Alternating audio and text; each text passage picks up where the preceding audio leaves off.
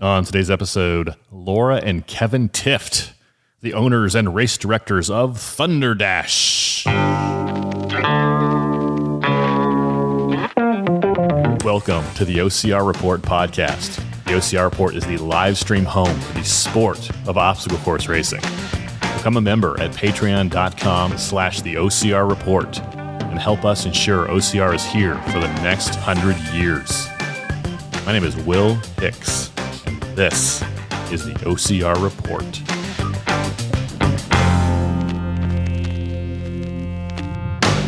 Welcome back to the OCR Report podcast.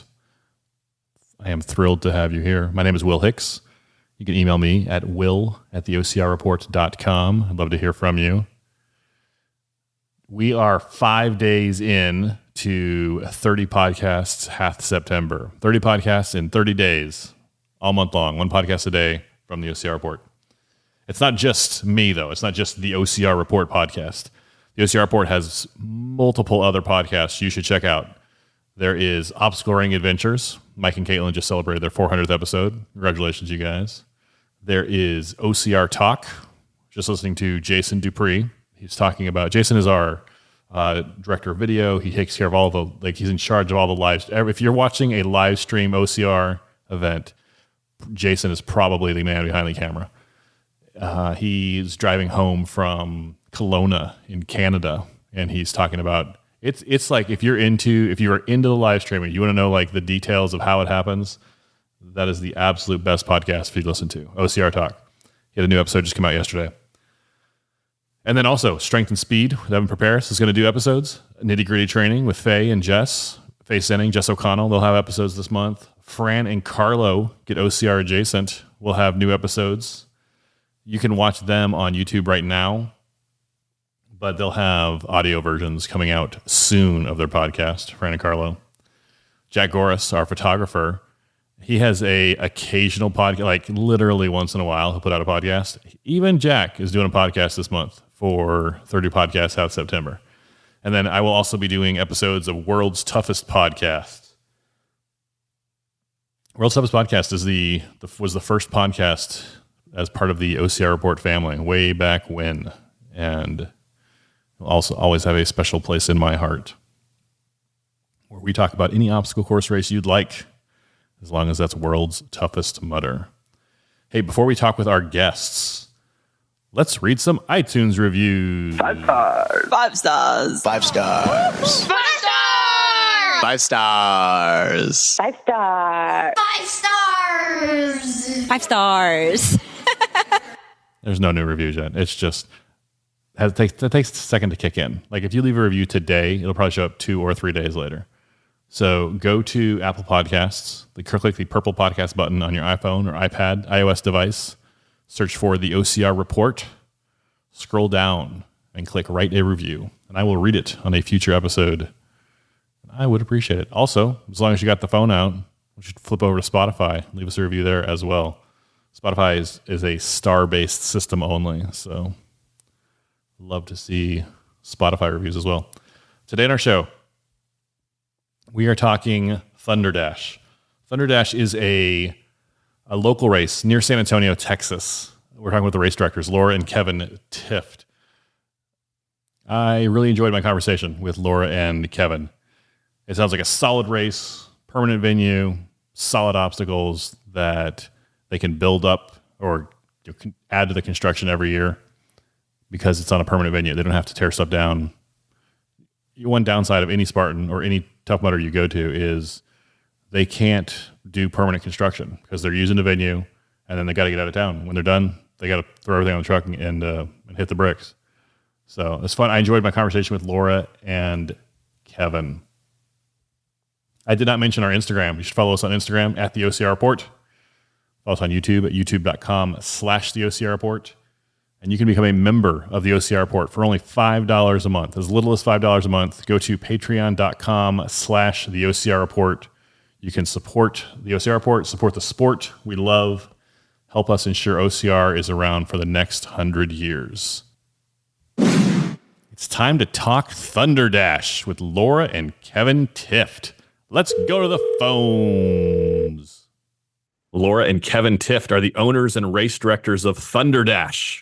Thunderdash is a 5 and 10K OCR near San Antonio in Comfort, Texas, celebrating its 10th year. You can learn more at thunderdash.com.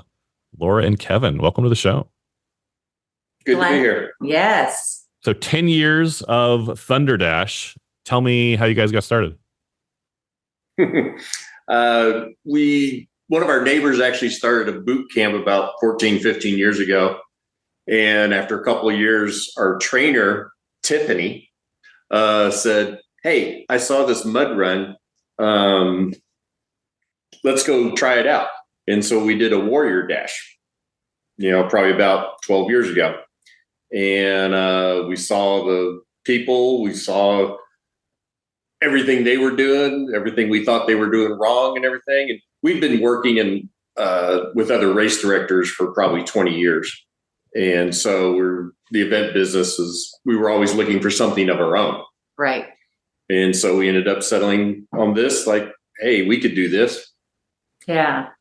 So is this your 10th event or is this your 10th year? Like, how did COVID kind of affect you guys? 10th event. Yes. Okay. 10th event. We actually had a tune-up, our very first one in our first year in April. And then the following September was our first, real event. And then we did skip a year for COVID. Sure. As did most of us. So yeah. I don't even like talking about it. Like, it's just like a weird, my wife and I were talking about it the other day and I was like, what did we do? I remember walking the dogs a lot. Like, it's just this weird. And then everyone's like, yeah, 5 years ago. And I was like, what, like 2010? When was that? I'm like, no, that's right. All so long ago. Right. And I'm in the medical industry and I'm just so happy that COVID doesn't come up 20 times a day. Same. I agree. I'm glad that we're through it for the most part. And I know we get flare-ups now and then, but it's a better time now. So yes. So tell me about the 10th event. You have a 5K and a 10K. What are some of the obstacles? What is that race? What does Thunderdash look like? So because we're a purpose-built area and it doesn't move around, we've got all these really over-the-top large obstacles. Like we have the Tarzan swings, 35 feet high. And we have a 3-story tall water slide at the end of the race, which is really cool. People have a lot of fun with that. And what are some of the other big? Well, I've got a 30-foot tire wall. It's the property we're on is an active quarry, as well as farm fields and ranch fields. But the quarry is always working and moving and changing. So the course changes a little bit every year. And the quarry workers are great. I mean, they say, okay, next week's the race. What do we want to do? So, and so they've got the big front end loaders and they'll just cut us a ramp, down into where we need it. It's nice having a permanent venue. You can make big, like large scale changes or improvements and not have to worry about tearing them down the next week. And right. We don't have to pick it up, pack it, truck it, and set it up again.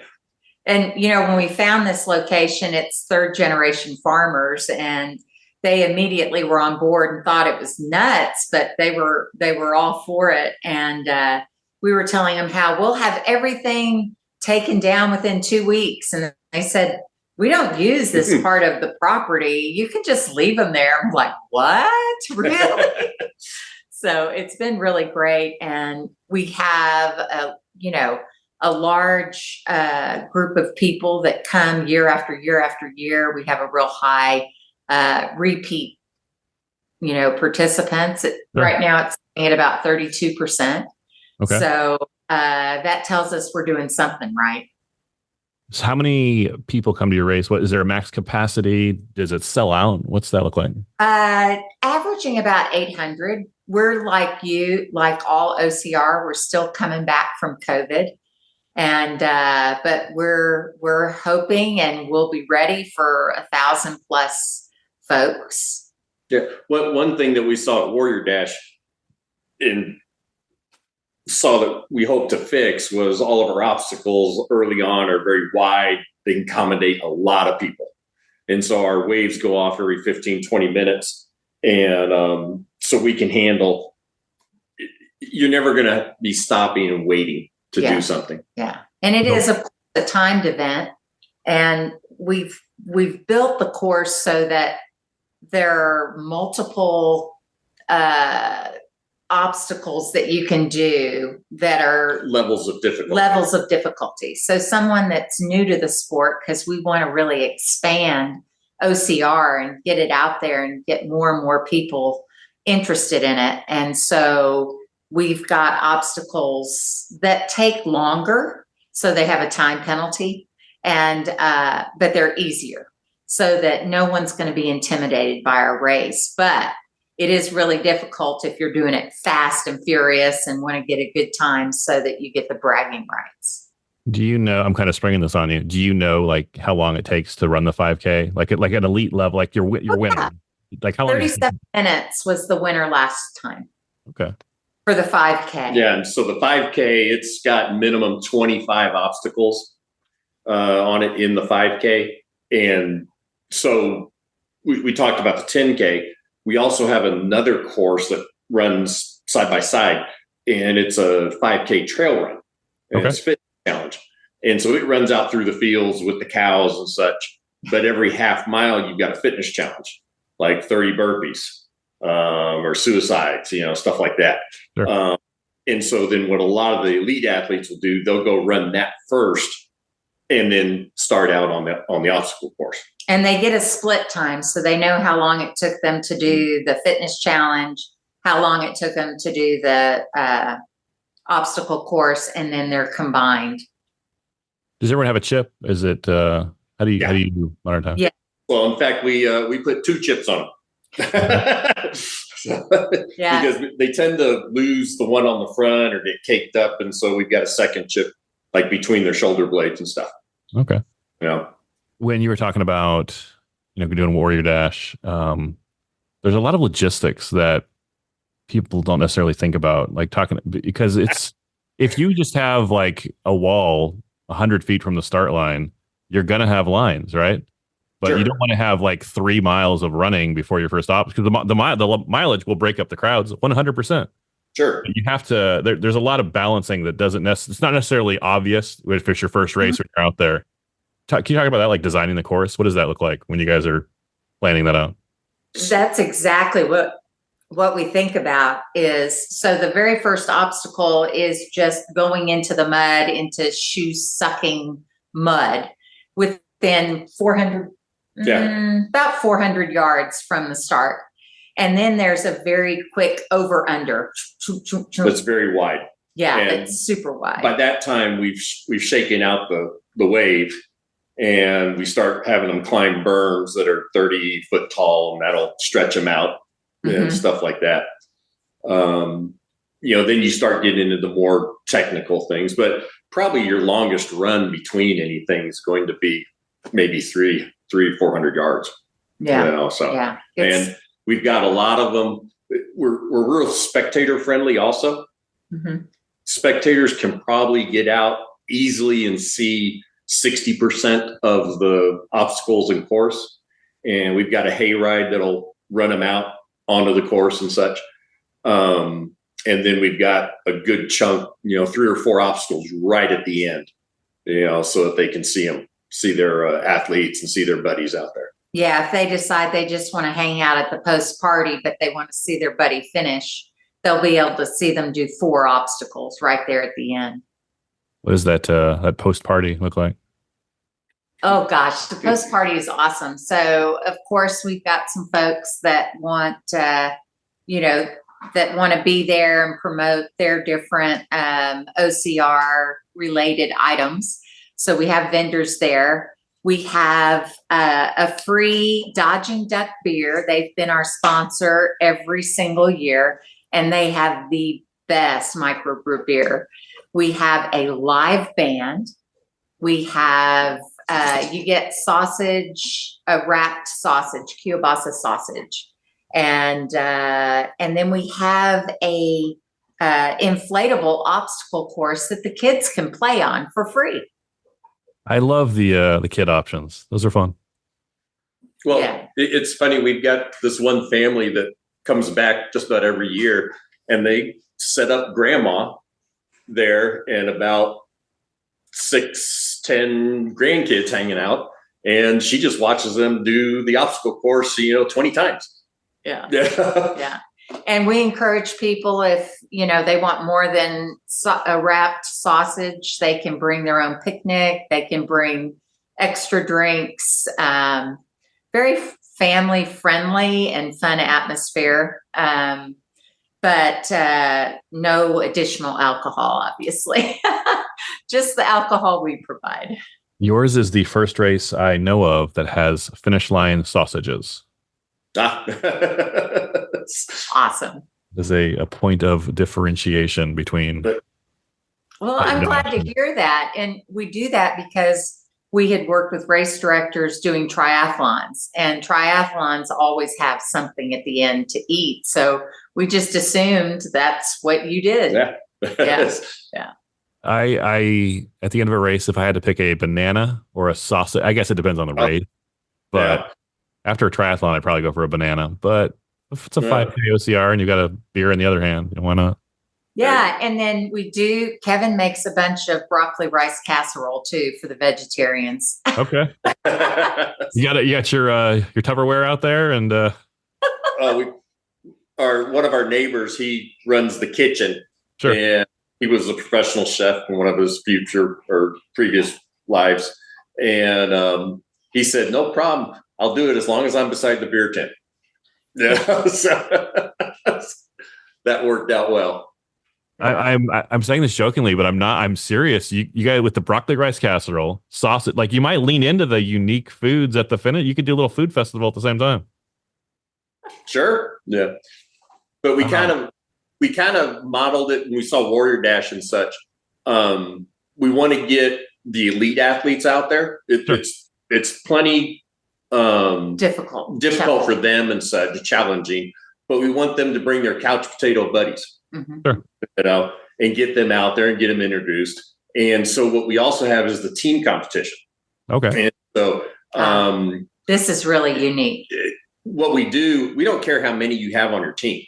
You can have 20 people on a team. And what we're going to do, we're going to take the 5 fastest times. And that's in the team competition. And so just add up the times, and whatever fastest 5 times wins, Sure. that's the bragging rights. And interestingly, our trainer, she's won 7 out of the 10 with her 9. team. 7 out of 9. Right, with her team. But her time wasn't necessarily in the top Almost 5. Never counts. Yeah, because she's not a runner. Yeah. So, but she's bringing them. She knows the folks. Yeah. She calls her team is Tiffany's Dirty Dozen. And she'll have a dozen or more people, and then she's got her ringers that actually bring in the real fast times. That's fun. Are people are they still doing the everyone has the custom T-shirts, and they're doing that? That's tutus. That's the fun part of OCR that sometimes gets lost is when I go to just a random race, it seems sometimes like the first timers, the ones who still have the, hey, let's do matching shirts. After you do it for a while, you're super serious about it. You're like, yeah, but it's fun to see everyone, the team wearing tutus or whatever. Yep. However they theme their outfits. We've had a couple bachelor parties and bridal weekends. There you go. Freak weekends compete. Yeah. So. Yeah. And we had one couple that it was a guy and a gal that were there as individuals. And they ended up teaming up to help each other get through some of the courses. Sure. They ended up getting married. Oh my. Yeah. Hope they invited you back every year to celebrate the anniversary of meeting. Yeah. Well, that's you got them locked down for a while though. Yeah. I hope so. Get 798 more of those, and you're good for the duration. Yeah. Kevin, talking about things you saw at Warrior Dash that you wanted to improve. Warrior Dash is gone. We all miss them. Right. They were entry for a lot of us. But what are some of those things you're like, hey, this is something they're doing, and I know a way we can do it better? Well, just our ability to build stuff, permanently. we're able to go wider. One of our obstacles, we call it black berm, and we always say that our obstacles are man-made, nature-made, and half and half. And so for the quarry, they have to build a berm around it for the water retention and such. We covered it with black billboard tarps, and it looks very easy. It's only about 10 foot high, and it's just a rounded berm. You build a mud pit in front of it, but we fill that mud pit with baby shampoo and such, and very slick on the tarps and such. And it's really, truly, that is a team building there. You shove somebody up and climb over their backs, Sure. you know. And then something that I didn't care for was going into a cold water in a dumpster. Even though I know it was a perfectly clean dumpster, I didn't particularly care for that. So we knew that being on this farm, ranch, rock quarry, we'd be able to have truly natural spring-fed water and well water and not have to use a dumpster to make a watery obstacle. That's good. What else did we like and copy and emulate? One thing I heard on one of your podcasts and such, the races across the board, a lot of times they hurt for volunteers, and help with that. What we do, we go down to UTSA, UT San Antonio. right, here, and we go to the Air Force ROTC. And these guys and girls show up at 6 a.m. in the morning, and there are about 80 or 90 of them. We have a total of about 120 out on the course. And so every obstacle is going to have a couple of volunteers, and these ROTC cadets are hardcore. Yeah. And they know what they're doing. One of our obstacles, which we always thought was the toughest one, was a 30 foot tire wall. So basically it's a 90-degree wall coming out of the quarry. And so we throw over it's just a chain of tires, about 30 feet wide, 30 feet tall. And 2 or 3 of the cadets will be hanging off the side in harnesses and ropes. And I always talk to all the volunteers at the end of the day, said, how did the obstacle go and such, and how many people went around it, and like there we would have what's called a longer way home, and it would probably be about 100-yard path that would really slow you down to get around it. And they said only one woman, we couldn't get her up, just could not. She was too scared. And then down the road from that, we've got what's called fire poles. You climb up and your feet are about 15 feet off the ground, and you've got a pole out in front of you, and you reach out. Fireman pole.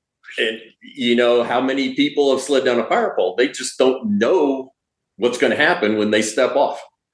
And that obstacle right there, almost 20% of the people wouldn't do it. No and way. Half of them climbed up, looked down, said nope, and the other half just looked at it, said nope. Where's the penalty lap?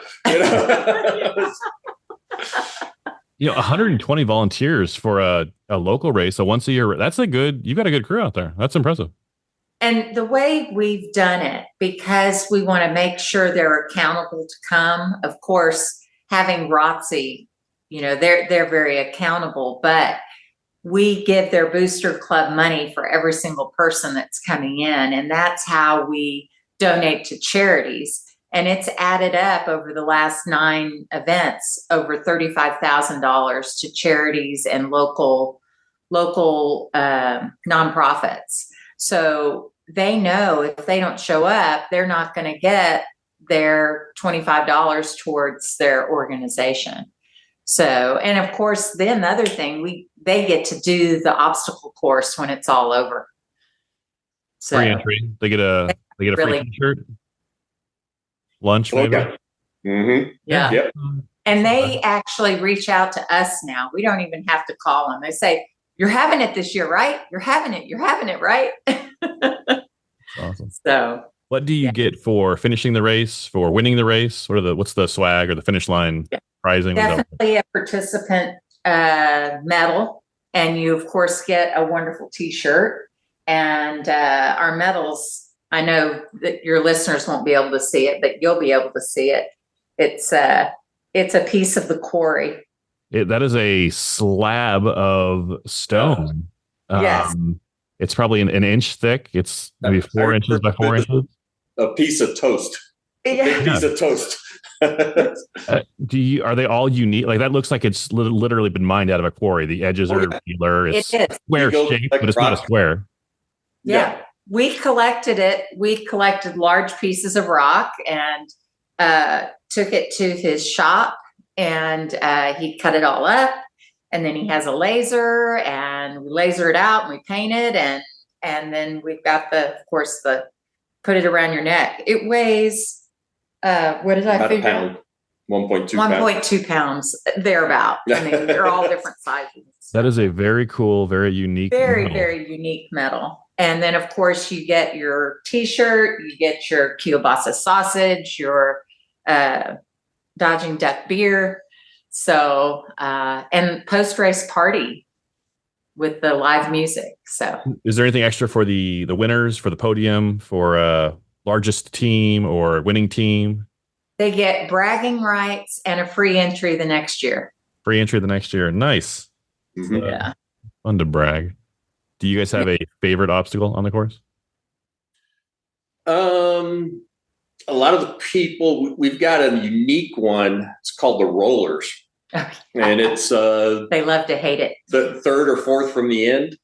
And they've just come up out of a mud pit, so they're pretty slimy.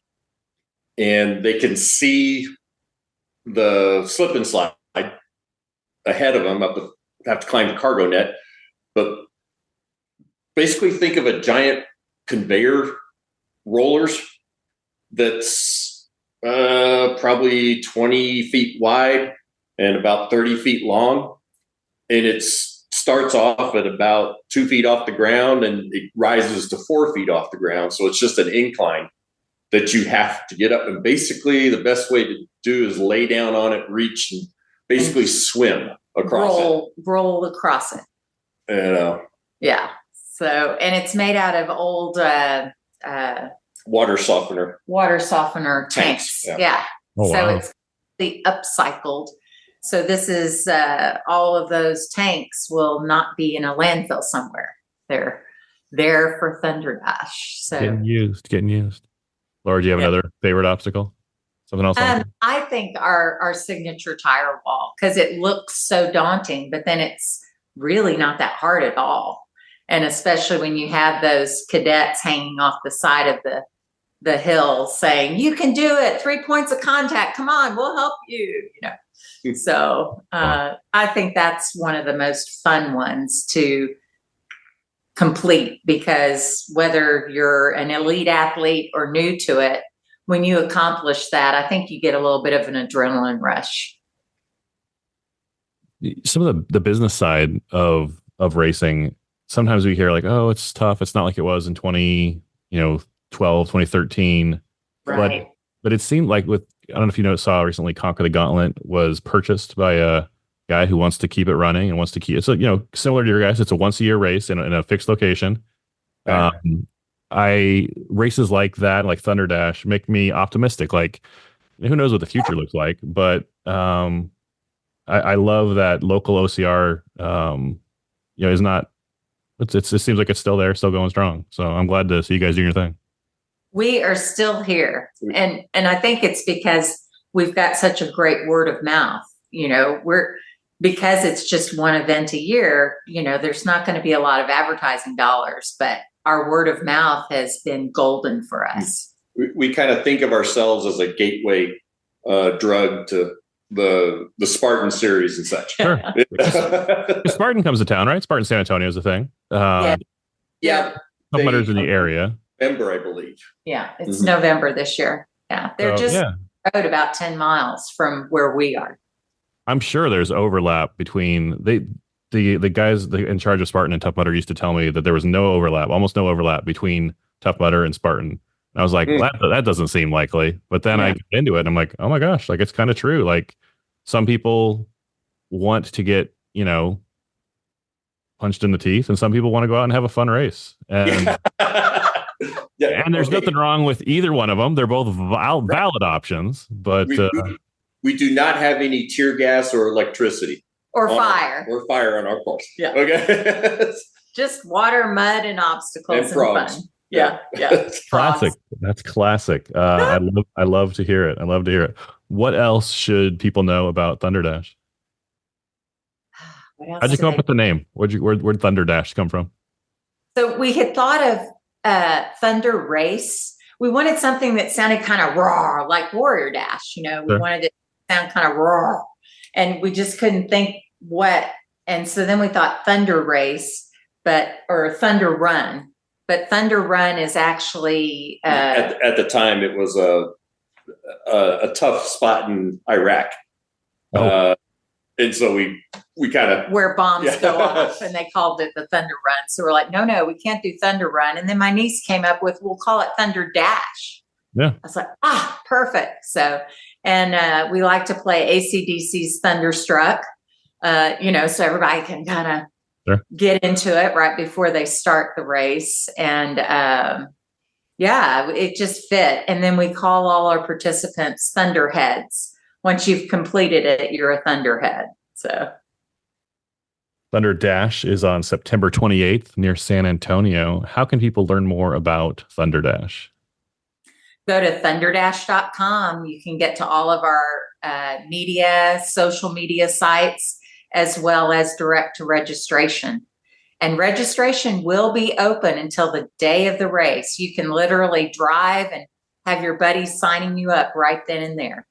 Are there any cutoffs, like discounts, like for signing up earlier, or just sign up before you get there? Well, the price certainly goes up as we get closer to the race, but right now we're at $79 and $89 for the 10K, and the price will go up in about 12 days. Okay, so sign up soon. Thunderdash.com. Laura and Kevin, Thunderdash. Any last thoughts before we go? Hey, just come out and play in the mud, feel like a kid again. Laura and Kevin, thanks much. Appreciate it. Special thanks to Laura and Kevin for appearing in this episode. Well done, you guys. Check out Thunderdash if you're in or around San Antonio. You will enjoy it, I'm sure. Leave us a review on Apple Podcasts or Spotify. I will read it on a future episode. Do not forget, check out all the other shows, 30 pods in 30 days on the OCR Report.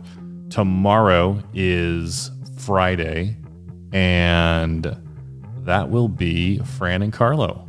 Fran and Carlo get OCR Adjacent.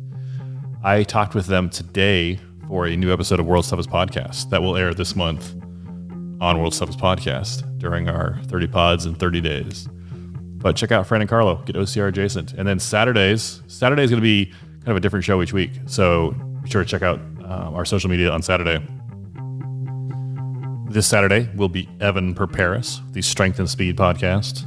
Next Saturday, Jack Goris, Travels with Jack Goris. If you enjoy OCR podcasts, but you're like, that's a little too much OCR in my podcast, you should check out Jack Goris' show.